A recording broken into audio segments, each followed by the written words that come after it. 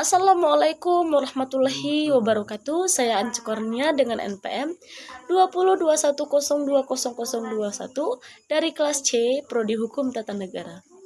Baiklah, dalam kesempatan kali ini saya ingin menjelaskan materi yang berjudul Pembaruan Hukum Islam dan Tujuannya, guna memenuhi tugas pada mata kuliah Filsafat Hukum Islam dengan dosen pengampu yang terhormat Bapak Herpin Yoki Pradikta MHI.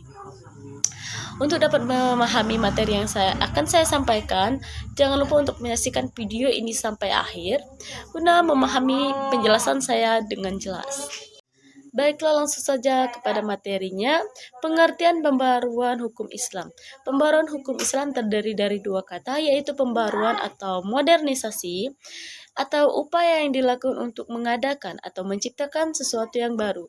Dan hukum Islam, yakni kumpulan atau koleksi daya upaya para fuqaha untuk membentuk hasil pemikiran untuk menerapkan syariat berdasarkan kebutuhan masyarakat. Dalam hal ini, hukum Islam sama seperti fikih, bukan syariat. Pembaruan hukum Islam berarti gerakan ijtihad untuk menetapkan ketentuan hukum yang mampu menjawab permasalahan dan perkembangan baru yang ditimbulkan oleh kemajuan ilmu pengetahuan dan teknologi modern.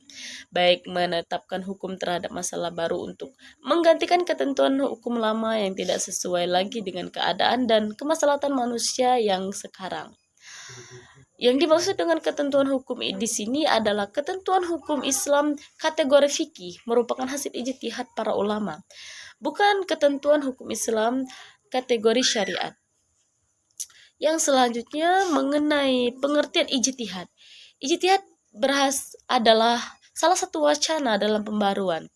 Secara etimologi, ijtihad adalah mengerahkan seluruh kemampuan dan usaha dalam mencari hukum syariat.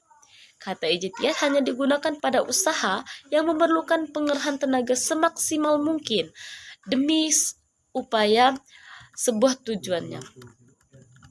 Pembaruan juga dapat dilakukan dengan usaha-usaha pentahqiqan. Dengan usaha pentahqiqan ini akan terlihat keaslian dan kemurnian para ajaran Islam. Cara ini lebih mudah dibandingkan dengan ijtihad. Meskipun cara ini barangkali termasuk dalam wilayah ijtihad. Dikatakan lebih mudah karena hanya mengoreksi sebuah pendapat akan lebih mudah lagi bila kita memiliki fasilitas dan alat. Gerakan mendobrak taklid dan menghidupkan kembali ijtihad untuk mengembangkan hukum Islam disebut gerakan pembaruan hukum Islam. Sebab gerakan itu untuk menetapkan ketentuan hukum yang mampu menjawab permasalahan dan perkembangan baru yang ditimbulkan oleh kemajuan ilmu pengetahuan dan teknologi modern.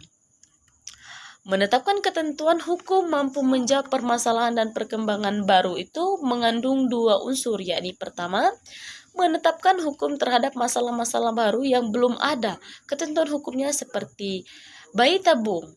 Kedua, menetapkan atau mencari ketentuan hukum baru lagi sesuatu yang ada ketentuan hukumnya, tetapi tidak sesuai lagi dengan keadaan dan kemaslahatan manusia pada masa sekarang.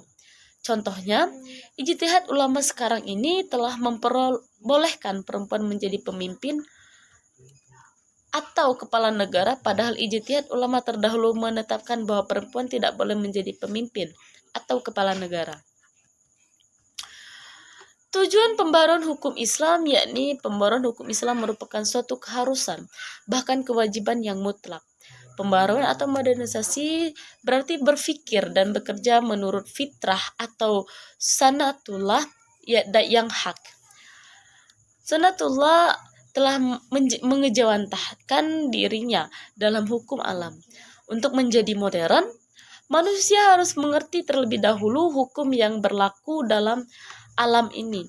Manusia karena keterbatasan kemampuan tidak sekaligus mengerti sunatullah itu, melainkan sedikit demi sedikit dari waktu ke waktu. Sejak awal hukum Islam sebenarnya tidak memiliki tujuan kecuali kemaslahatan atau keadilan manusia.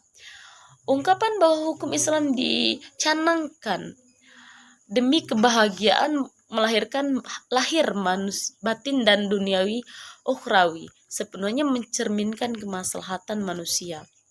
Baiklah, itulah tadi penjelasan saya mengenai pembaruan hukum Islam dan tujuannya. Lebih dan kurang saya mohon maaf, kepada Allah saya mohon ampun.